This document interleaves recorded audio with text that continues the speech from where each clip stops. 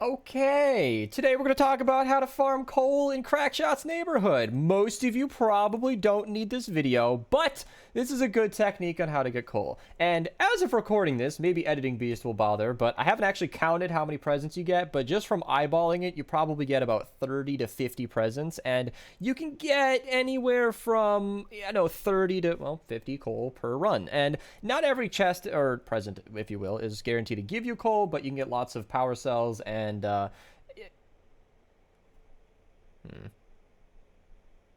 not every present is guaranteed to give you coal, but some will also give you power cells, so it's a pretty good farm if you're really low on coal. And I'm showing this because I had about 2 stacks and 176 or so, and in the last 2 runs I must have gotten like 90 because I didn't run it more than twice since I last checked. So the first thing I want to talk about is, obviously you're going to want to go to Crackshot's neighborhood. The lowest power level zone that you can possibly queue is preferred. You are not killing anything. This is a passive run. You're going to be throwing shock towers down. I'll show the run in a second, and you're going to be avoiding conflict at all costs. Your only goal is to get the coal. And that was an unintentional rhyme, but the loadout I recommend is Flash AC. Obviously, just use whatever you want. If it's always nighttime for you, use Dire. That can make you go faster than Fleet, maybe. It's not that important. That would shave seconds off your run. It's not that big of a deal. But what I went with was Flash AC, which is really, really good for the phase shift cooldown.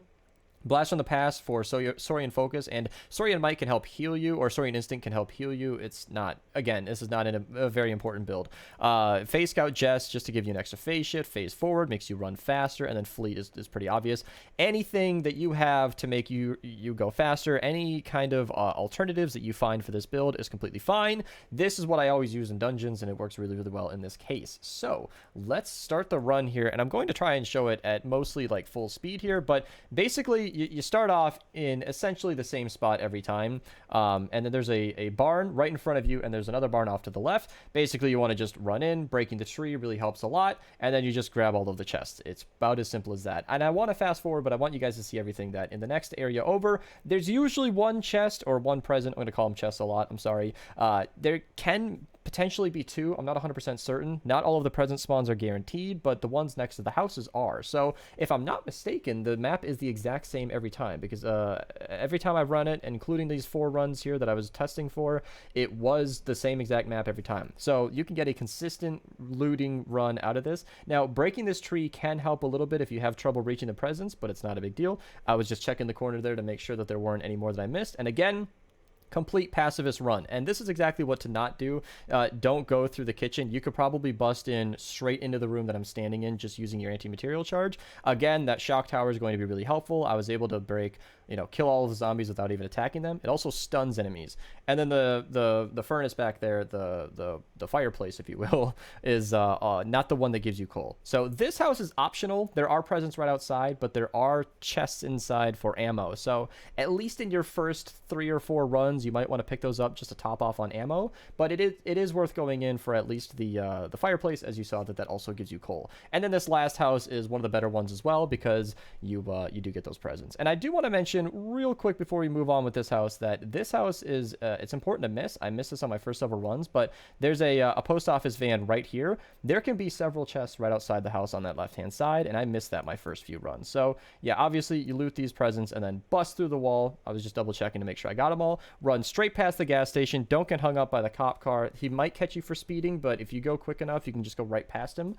Cross the bridge, and it's pretty just straightforward. This is the building we're going to want to hit next on that right-hand side, that department store, but I always throw a drone. In this case, there weren't that many zombies, but there is a good reason to throw that if there are zombies standing out there. Smashers and whatever should be handled. Again, if you are running this in the lowest power level zone that you possibly can, you're obviously not going to have any trouble. And then from here, you want to start from the left-hand side. It's pretty straightforward. Again, the amount of presents that spawn and where they spawn, I believe, can vary a little bit, but it's important to just look around the room, make sure you're grabbing everything. You can see I do one final sweep, and oh, I already missed one. So it's good to double check. And if you miss a present, it's not that big of a deal. The time is of the essence, where you want to just keep going. Keep going. You want to grab every last present, but if you miss one, it's really not that big of a deal. You can just back out of the mission and re-queue. So you want to go in through this back office, kill the guy in front of you so you don't have any trouble grabbing the presents. Grab these last two. And this next room is a little tricky. So Zombies spawned in here for the first time that I've seen, so you might want to be aware of this. It would have been better for me to throw a shock tower, but jumping up on top of the fence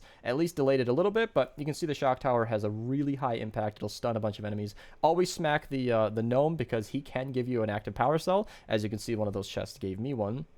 I always like to grab the ammo box. That is completely optional. And this is where you should back out of the run. This is where you should stop. But if you want to go absolute try hard and you want to get the extra credit, you can run all the way to this side shack that I mentioned in the very beginning, bust through the floor, run through the corridors, and get one more present. This is not time efficient. I do not recommend grabbing it, but it is something you can do. If you just fly through this, go straight to it, you'll see a gingerbread man getting work done, and you'll see his friend just waiting for him. We're just going to let him off easy and not have to get tested on. And there you go. I grabbed the final chest, and that completes the run. If you want to watch that back, you can rewind the video, but I'm not going to waste too much more time in this video. Again, for the hero loadout, if I can just head back here, you want Flash AC to go really, really fast. Blast from the Past can keep you alive and activate Saurian Focus. That constant energy regeneration is going to be nice.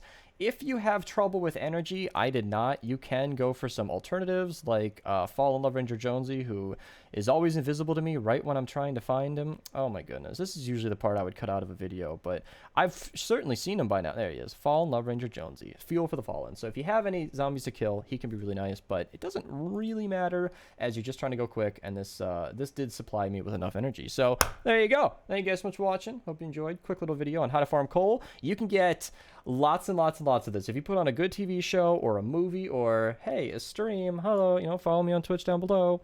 It's not too bad, and you might have a good time doing it. If you guys want to support the channel, feel free to use code Mista at your checkout. Oh my goodness, it's been 2 weeks. I'm gonna go ahead and type that in real quick, and there will be no do outro for this one. It's just gonna be a one take. I'll see you guys in the next one.